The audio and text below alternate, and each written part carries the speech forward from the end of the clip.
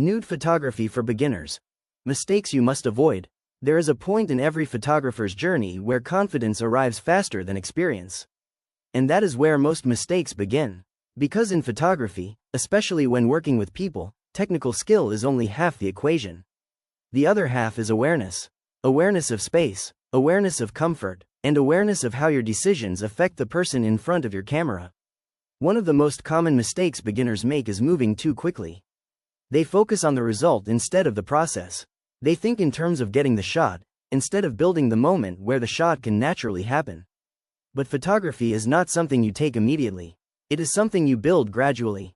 Another major mistake is unclear communication. Many beginners assume that because someone agreed to a shoot, everything is understood. But agreement is not the same as clarity. Without clear discussion about boundaries, expectations, and comfort levels, confusion can easily appear during the session. And confusion always affects the final image. A third mistake is ignoring discomfort. Not because beginners intend to do harm, but because they are focused on the frame, not the person. Discomfort is not always spoken. It can be subtle, a pause, a hesitation, a shift in posture, a moment where the energy in the room changes slightly. Experienced photographers learn to notice these signals early. Beginners often miss them completely. And when they are missed, the atmosphere of the shoot begins to break down.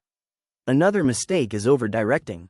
It is natural to want control when you are learning, to guide every pose, to adjust every detail, but too much direction can turn a human moment into a mechanical one. The subject begins to perform instead of express, and the image loses its natural quality. Photography is not about controlling every movement.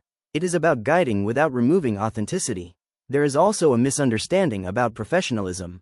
Some beginners believe professionalism means technical perfection. But in reality, professionalism is emotional responsibility.